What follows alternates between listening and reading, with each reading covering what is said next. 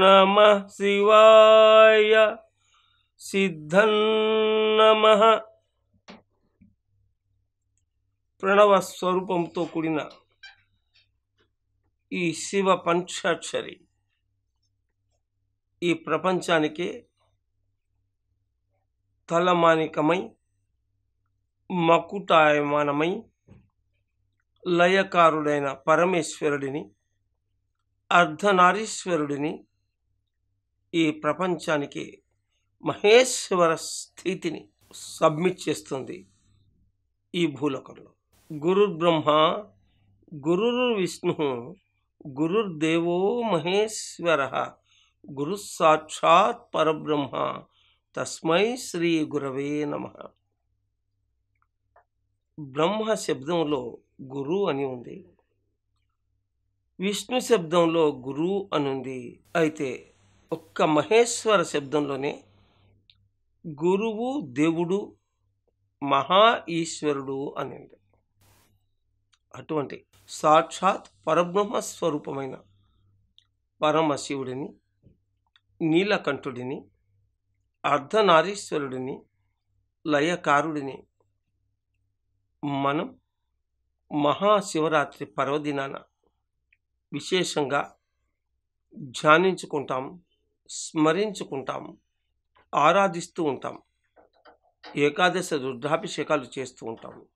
మరి ఆ మహాశివరాత్రి పర్వకాలంలో లింగోద్భవ సమయంలో చేసే విశేషమైన ధ్యానం మనల్ని కైలాసంలో ఉన్నామా అనేటువంటి బ్రహ్మాండమైన బ్రహ్మానుభూతికి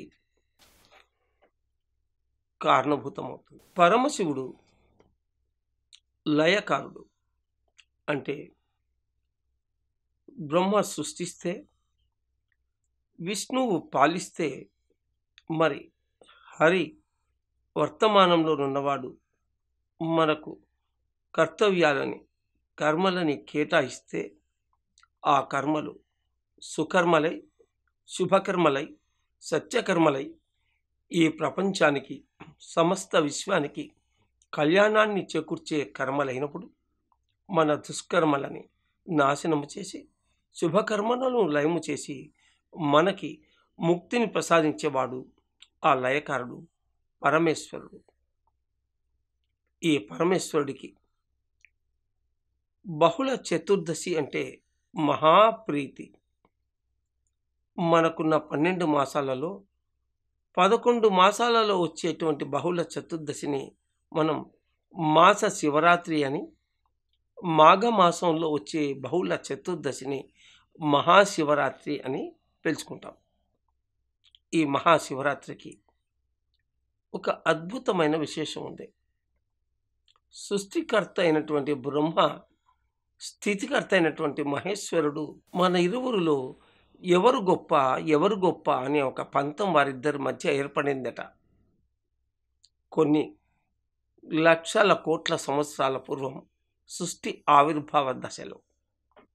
అప్పుడు బ్రహ్మ ఊర్ధ్వ దశకు, విష్ణువు అధో దిశకు ప్రయాణిస్తూ ఎవరు ముందుగా తమ డెస్టినేషన్ని, అంటే తమ గమ్యాన్ని చేరుకుంటారో వారు గొప్ప అనేటువంటి పంజం వారిరువు మధ్య ఏర్పడి బ్రహ్మ వెంటనే ఆకాశంలోకి దూసుకెళ్ళాడు.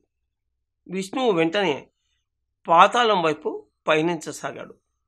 అలా ఎంతకాలానికి బ్రహ్మ కానీ విష్ణువు కానీ తమ తమ గమ్యస్థానాలకి చేరుకోలేని స్థితిలో మీ ఇరువురి కంటే గొప్ప ఒక లయస్థితి ఉంది అని ఈ ప్రపంచానికి, ఈ విశ్వానికి, ఈ సమస్త చరాచర బ్రహ్మాండ భాండానికి తెలియజేయడం కోసం మూలం నుండి, అంటే మనం పిలుచుకునే ఆది పరాశక్తి అనేటువంటి మూల చైతన్య స్థితి నుంచి ఆవిర్భవించిన ఒక స్వరూపమే లింగం. దాన్నే మనం శివలింగం అంటాం. శివుడు అంటే చైతన్యం కలిగి ఉన్నవాడు, శుభాన్ని ఇచ్చేవాడు, కళ్యాణకారి, అందరినీ ఉద్ధరించే బాధ్యతలని తాను తీసుకుని ఆ ఉద్ధరించే మార్గాలని బోధిస్తూ సమస్త చరాచర ప్రపంచాన్ని అద్భుతంగా శివుడు ఆహారాన్ని సమకూరుస్తూ ఉంటాడు. అందుకే శివుడు లేనిది శివుడి ఆజ్ఞ లేనిది చీమైనా కుట్టదు అనేటువంటి సామెత ఈ ప్రపంచంలో ఎక్కువగా వినిపిస్తుంది.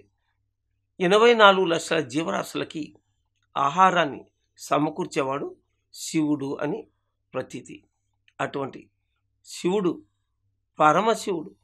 శ్వాస ఉంటే మనం శివం, శ్వాస లేకుంటే మనం శవం. శివుడు పరమశివుడు కావాలి అంటే ఆకాశ గంగాధారాన్ని పట్టుకోవాలి. దాన్ని మనం కాస్మిక్ ఎనర్జీ అంటాం, విశ్వశక్తి.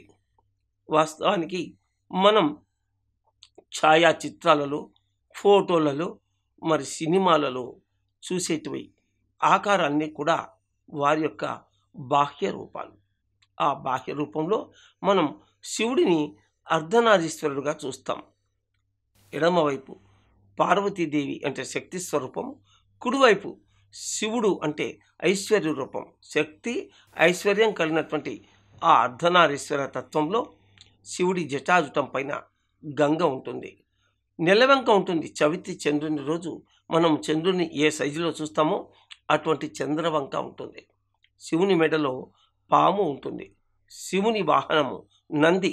శివునికి కుడివైపు సుబ్రహ్మణ్య స్వామి, ఎడమవైపు గణపతి కూర్చుని మనకు కనిపిస్తారు. ఇది సంపూర్ణ శివస్వరూపంగా, కైలాస శిఖరం మీద ఉన్నటువంటి శివస్వరూపంగా మనము తెలుసుకుంటూ ఉంటాం. దీని వెనుక ఉన్నటువంటి ఆధ్యాత్మికమైన అంతరార్థమైన పురాణ ప్రశస్తి ఏమంటే, శివుడు ఐశ్వర్యకారుడు. శివుడు శక్తిని పొంది సమస్త జీవరాశుల యొక్క దుష్కర్మలని, ఆ పైన సుకర్మలని లయము చేస్తూ ఉంటాడు. అలా లయము చేస్తున్నటువంటి ఆ పరమశివుడు నిరాడంబరుడు, నిర్వికారుడు, నిరంతరుడు, నిరంజనుడు, నిత్యనూతనుడు. ఏనుగు చర్మము లేదా పులి చర్మము కట్టుకొని మెడలో పామును వేసుకుని జటాజుటము శిఖలాగా ఉండి గంగను చంద్రుడిని ధరించినవాడు. ఎంత నిరాడంబరుడు అంటే ఆ శివుడు కళ్యాణాలన్నీ కూడా ప్రపంచానికి ఇచ్చి తాను కట్టిక నేలపైనైనా ఉంటాడు, శ్మశానంలోనైనా ఉంటాడు. అంతటి నిరాడంబరుడు. అటువంటి నిరాడంబరుడైనటువంటి శివునికి కళ్యాణాన్ని చేకూర్చి ఆనందాన్ని ఇచ్చి శక్తిని ఎప్పటికప్పుడు అందజేసేటువంటి ఒక అద్భుతమైనటువంటి తేజస్సు పార్వతీదేవి. శివుడు పార్వతి. ఆ పార్వతీదేవి సకల ఆభరణాలతో, మరి అన్ని అలంకారాలతో నిత్యమంగళ అనిపించుకున్నటువంటి ఆ పార్వతీ గౌరీమాత మనకు కనుల విందు చేస్తూ ఉంటుంది శివుడి యొక్క ఎడమవైపు. ఆ పైన చంద్రుడు.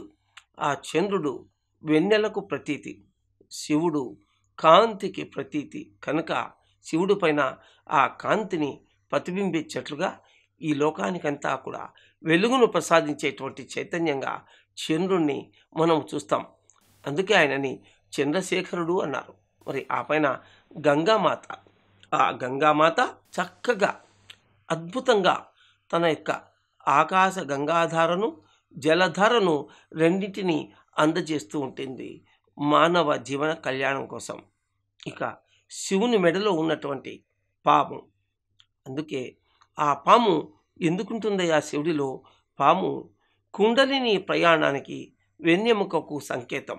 కుండలినికి సంకేతమైనటువంటి ఆ పాము మరి వాసుకి అంటారు ఆ పాముని. 5 మంది అగ్రజులైనటువంటి నాగాలలో ఆదిశేషుడు, వాసుకి, అనంతుడు, తక్షకుడు, ఇలా మహామహనీయులైనటువంటి నాగదేవతలు మరి కద్రువ అనేటువంటి తల్లికి కశ్యప ప్రజాపతి వల్ల కలుగుతారు. వారిలోని ఆదిశేషుడు మహావిష్ణువు యొక్క తల్పమైతే వారిలోని వాసుకి శివుని మెడలో ఆభరణంలాగా, కంఠాభరణంలాగా ఉంటాడు. ఆ వాసుకి అనంతమైనటువంటి శక్తి సామర్థ్యాలు కలిగిన వాడు. ఎంతెంతో కొలత కూడా సాధ్యం కానంతటి పొడవైనటువంటి వాడు.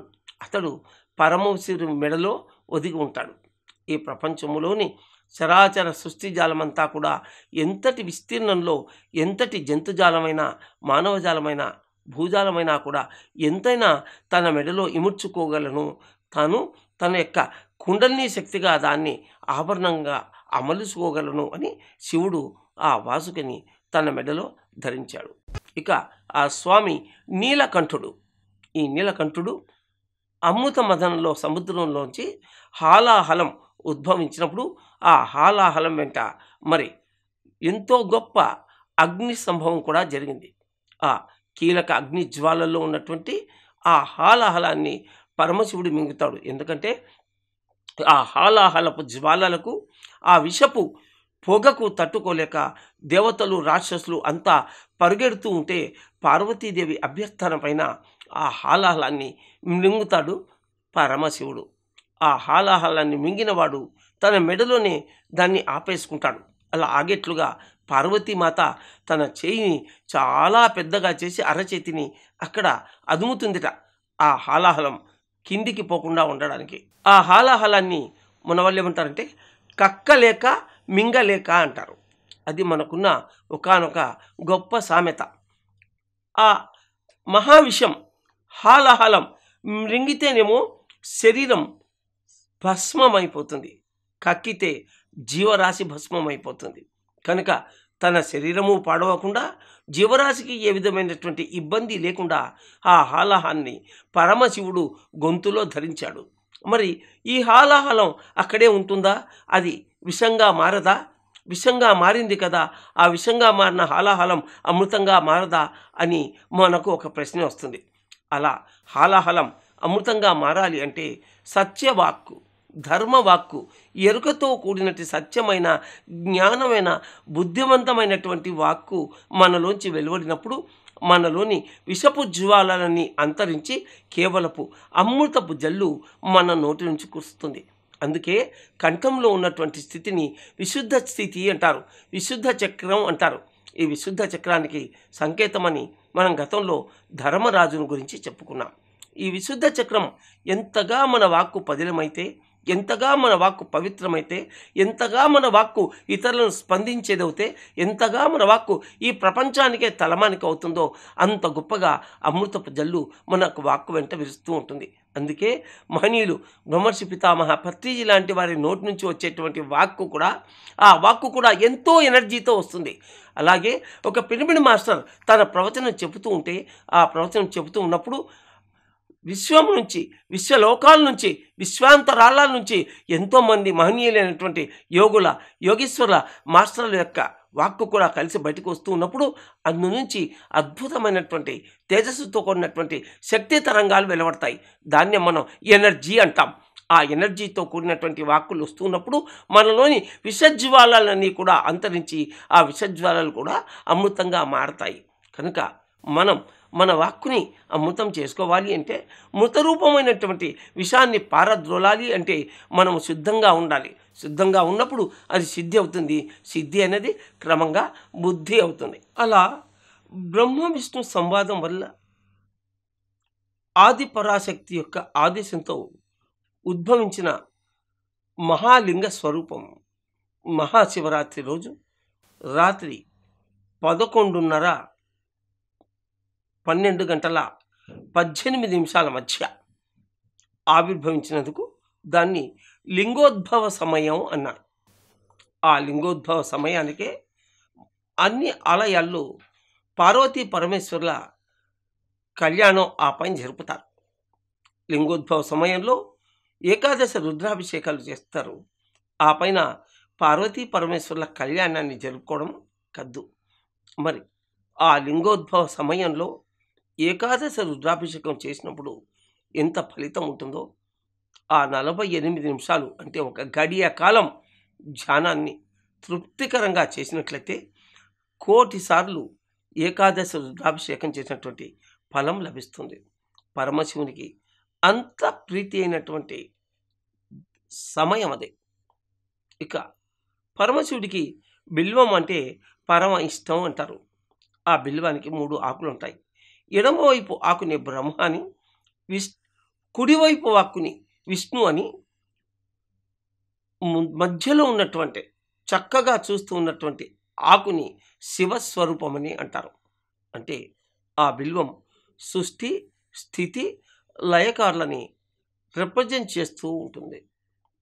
ఆ సృష్టి, స్థితి, లయకారులలో ప్రధానుడైనటువంటి మహానుభావుడైనటువంటి పరమశివుడికి సంబంధించిన ఈ మహాశివరాత్రి నందవరంలో కర్నూలు జిల్లా బనగానపల్లికి 15 కిలోమీటర్ల దూరంలో ఉన్న నందవరం గ్రామంలో ఉన్నటువంటి దేవి చౌడేశ్వరీ దేవి తరతరాలుగా వెలిసినటువంటి ఆ సుప్రసిద్ధమైన నందవరం గ్రామంలో సదానంద సద్గురువుల వారి మహాసమాధి ఉంది. ఈ సదానంద సద్గురువులు బ్రహ్మర్షి పితామహ పత్రిజీ యొక్క గురువరేణ్యులు. వారి యొక్క మహాసమాధి యొక్క ప్రాంగణంలో ఈ నెల 4వ తారీఖు మహాశివరాత్రి పర్వదినాన సాయంకాలం 5 గంటల నుంచి తెల్లవారుజామున 5 గంటల దాకా అఖండ మహాశివరాత్రి మహాధ్యానం బ్రహ్మర్షి పితామహ పత్రిజీ యొక్క పర్యవేక్షణలో జరుగుతుంది. ఇక సదానంద యోగీశ్వరులు గౌతమ బుద్ధుని కాలం నాటివారు. ఆ మహానుభావుడు 2600 సంవత్సరాల నాటి యోగీశ్వరులు. వారు పర్షియా వెళ్ళి ఆ పర్షియా నుంచి హిమాలయాలకు వచ్చి ఆ హిమాలయాల నుంచి తనకు వారసుడైనటువంటి శిష్యవరేణ్యుడిని వెతుక్కుంటూ ఆంధ్రప్రదేశ్కి వచ్చి కర్నూలు జిల్లాకు వచ్చి ఆ కర్నూలు జిల్లాలో కర్నూలు పట్టణంలో రాఘవేంద్ర లాడ్జ్ అని ఒక లాడ్జిలో ఒక చిన్న రూములో ఉండేవారు. దాదాపు 1978 ప్రాంతాల నుంచి 1981 జనవరి 1న బ్రహ్మర్షి పితామహ పత్రిజీ కాకతాళీయంగాను తలవని తలంపుగాను తమ స్నేహితులతో కలిసి ఆ మహానుభావుడిని దర్శించారు. ఆ మహానుభావుడు పత్రిజీని ప్రశ్నించిన మొదటి ప్రశ్న, మీరు దేనికోసం వచ్చారు? ఇక్కడ బ్రహ్మజ్ఞానం తప్ప మరేమీ దొరకదు అని చెప్పినప్పుడు, మేము అందుకోసమే వచ్చాం అన్నారట పత్రిజీ మరి వారి శిష్య బృందం. అలా 81 నుంచి 83 మే దాకా 2 సంవత్సరాల 5 నెలలు దాదాపు బ్రహ్మర్షి పత్రిజీ వారు ఉద్యోగం చేస్తున్నా తమకు కర్నూలులో ఉన్నటువంటి సర్వకాలము వారికి తిరిగి ఉన్న ఉద్యోగ సమయం పోను మిగతా అంతకాలము కూడా సదానంద యోగీశ్వరునికి సేవలు చేస్తూ వారి ఎదురుగా గోడకు నిలబడి చేతులు కట్టుకొని నిలబడి ఉండేవారట. వారు చెప్పేటువంటి వజ్ర సమానమైన అమృత సమానమైన బ్రహ్మజ్ఞాన వాక్కులని వింటూ మననము చేసుకుంటూ వాటిని తమ మస్తిష్కంలో మస్తకంలో వారు రికార్డ్ చేసుకున్నారట. 2 సంవత్సరాల 5 నెలలు కర్నూలులో బ్రహ్మర్షి పితామహ పత్రిజీ వారి యొక్క సాహచర్యం పొందినప్పుడు వారి స్నేహితులలో ఒకరికి వారి కోరిక ప్రకారం సదానంద యోగి సంతానాన్ని ఇచ్చారట, మరొకరికి కొడుకుని ఇచ్చారట, మరొకరికి ఉద్యోగాన్ని ఇచ్చారట, మరొకరికి సంపదలు ఇచ్చారట. అయితే సంపదల మీద వేటి మీద భోగాల మీద పదవుల మీద వేటి మీద మోజులైనటువంటి బ్రహ్మజ్ఞాని అయినటువంటి పత్రిజీ మరింత గొప్ప బ్రహ్మజ్ఞాని అయినటువంటి సదానంద సద్గురువుల దగ్గర వారి యొక్క అద్భుత చైతన్య స్రవంతిగా ఉండినటువంటి ఆ బ్రహ్మోపదేశాన్ని నిరంతరం పొందుతూ వారి తర్వాత వారంతటి వారయ్యారు బ్రహ్మర్షి పితామహ పత్రిజీ. అటువంటి ఆ సదానంద యోగీశ్వర్ల మహాసమాధి నందవరం గ్రామంలో వెలసి ఉంది. ఆ మహాసమాధి యొక్క అద్భుత చైతన్య స్రవంతి ఎనర్జీగా మారి దశ దిశలా వ్యాపింపబడుతూ ఉంటుంది. మహాశివరాత్రి రోజు ఆ ప్రాంగణంలో ధ్యానం ఎంత భాగ్యమో ఎంత సౌఖ్యమో. మరి ఆశ్రమాన్ని విస్తరింపజేసి ఒక ధ్యాన ఆశ్రయంగా నెలకొలబడాలి. అక్కడ ఒక గొప్ప పిరమిడ్ కట్టాలి. ఎంతోమంది అక్కడ అద్భుతంగా ధ్యానం చేసి జ్ఞానం పొంది జీవన్ముక్తి మార్గానికి తగిన సందేశాలు పొందాలి అన్నప్పుడు అక్కడ 6 ఎకరాల భూమి సేకరించబడింది. ఆ భూమి సేకరించబడినప్పుడు ఆ సదానంద సద్గురువులు ఈ ప్రవచకుడికి భౌతికమైనటువంటి దర్శనమిచ్చి ఆశీర్వదించారు. మరి ఈ మధ్యకాలంలో 2018 జనవరి 1వ తారీఖు నుంచి బ్రహ్మర్షి పితామహ పత్రిజీకి ఆరోగ్యం సరిగా లేక ఫ్లూట్ వాయించడానికి కూడా రాక మాట పూర్తిగా స్పష్టంగా ఎంతసేపైనా మాట్లాడగలిగే ఆ వాక్కు నెమ్మదైనప్పుడు ఆ మాట స్పష్టంగా మాట్లాడడానికి వారి శరీరంలో ఇబ్బంది కలిగినప్పుడు, ఫ్లూట్ వాయించడానికి ఇబ్బంది కలిగినప్పుడు ఈ మాస్టర్ సదానంద యోగిని ధ్యానంలో అడగడం జరిగింది. ఓ మహానుభావ సదానంద యోగీశ్వర, మీ శిష్యుడు మా గురువు సుభాష్ పత్రిజీ వారు అనారోగ్యంగా ఉన్నారు. మీరు వారికి ఆరోగ్యాన్ని ప్రసాదించాలి కదా. మీరు మహాకారణ లోకాల్లోని మిగతా మహాయోగీశ్వరులైన వారంతా, గౌతమ బుద్ధులని వారంతా ఎందుకు మిన్నకున్నారు, ఎందుకు సీత కన్ను వేశారు అని అడిగినప్పుడు వారు ఇలా అన్నారు. నాయనా, సుభాష్ ఈ లోకాల్లోనే కాకుండా ఎన్నో లోకాల్లో తన యొక్క శక్తిని, జ్ఞానాన్ని పంచవలసిన అవసరం ఉంది. 1979వ సంవత్సరంలో మైత్రేయ బుద్ధుడు వాకిన్ అయి ఆయనలో ప్రవేశించాడు. ఈ మైత్రేయ బుద్ధునికి ఇంకా ఎన్నో లోకాలలో ఎన్నో కార్యక్రమాలు జరపవలసిన అవసరం ఉన్నప్పుడు మరి ఈ భూమి నుంచి అతన్ని షిఫ్ట్ చేసి మరొక భూమికి పంపాలి అని మేము అనుకున్నాం.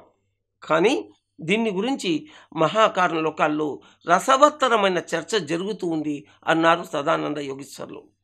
ఆ పైన వారి మహాసమాధి చెందిన రోజు మే 21, 2018 సదానంద యోగీశ్వర్ల మహాసమాధి గురించి ధ్యానం చేసినప్పుడు వారు అన్నారు కదా, నాయన, ఒకప్పుడు నువ్వు నన్ను ప్రశ్నించావు మా సుభాష్ పత్రిజీకి ఆరోగ్యాన్ని ప్రసాదించమని.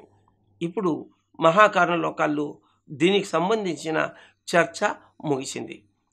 అక్కడ ఈ భూమిపైన అహింస ధ్యాన ప్రక్రియని సుభాష్కు సరిసమానంగా లేదా ఆ దరిదాపుల్లో ఆ ఉద్యమాన్ని నడిపించడానికి ఎవరైనా ఉన్నారా అని మేము వెతికాం. అంతటి ఎనర్జీతో, అంతటి జ్ఞానంతో, అంతటి బుద్ధి కుశలతో, అంతటి చక్కని చైతన్య స్థితితో ఉండేటువంటి మాస్టర్ దరిదాపులలో ఎవరు ట్రేస్ చేయబడలేదు. అందుకని సుభాష్కు మరొక 30 సంవత్సరాలు భూమిపైన ఉండేందుకు అనుమతించాం అని చెప్పారు. స్వామి అప్పుడు ఈ మాస్టర్ అన్నాడు కదా స్వామితో, స్వామి వారేమో పత్రిజీ 2095 దాకా ఈ భూమి మీద నేను ఉంటాను అని అన్నారు, మీరేమో 30 సంవత్సరాలు అని అంటున్నారు, మరి ఎలా దీన్ని స్వీకరించాలి అని అడగడం జరిగింది. అప్పుడు సదానంద యోగీశ్వర్లు అన్నారు కదా, 30 సంవత్సరాల్లో ఈ అహింస ధ్యాన ఉద్యమం ప్రపంచమంతా ప్రాకి ఈ జనులందరూ ధ్యాన యోగులై అహింసా మార్గంలో ఉండవచ్చు, లేదా సుభాష్కు సరిరాగల మరొక మాస్టర్ ఎవరైనా తయారై ఆ బాధ్యతని చేపట్టవచ్చు. 30 సంవత్సరాల తర్వాత విషయం ఇప్పుడు ఎందుకు అన్నారు సదానంద యోగీశ్వర్లు. అప్పుడు మరి మా గురువు గారికి ఆరోగ్యం బాగుంది అని మేము రుజువు చేసుకునేది ఎట్లా, ఎప్పటి నుండి వారి ఆరోగ్యం బాగుంటుంది అని అడగడం జరిగింది. మేము 31వ తారీఖు నుంచి చెక్ చేసుకుని చూడు, దినానికి వారు ఆరోగ్యవంతులు అవుతారు, మరింత చక్కగా ప్రవచిస్తారు, వారు చక్కగా ఫ్లూట్ వాయించగలుగుతారు అని చెప్పారు.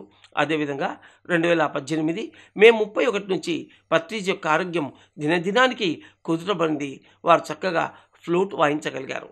ఇలా మహనీయులైనటువంటి యోగీశ్వర్లు ఈ భూమిపైకి తదాత్మానం సుజామ్యహం తమను తాము సృష్టించుకుని వస్తూ ఉంటారు. అటువంటి మహనీయ మహేశ్వరుడైన అటువంటి మహాజ్ఞాని అయిన అనంత జ్ఞాని అయినటువంటి మహాకారణలోకవాసి అయినటువంటి సదానంద సద్గురువుల యొక్క ప్రాంగణంలో మహాశివరాత్రి అఖండ ధ్యానం మరి బ్రహ్మర్షి పితామహ పత్రిజీ ఆధ్వర్యంలో ఒకరు మహాశివరాత్రికి సంకేతమైనటువంటి పరమశివులు, రెండవ వారు సదానంద సద్గురువులు, మూడవ వారు బ్రహ్మర్షి పితామహ పత్రిజీ. ఈ త్రిమూర్తుల యొక్క త్రికాల జ్ఞానాన్ని అఖండ ధ్యానంలో పొందగలిగేటువంటి భాగ్యం మహాశివరాత్రి రోజు మనకు లభిస్తుంది.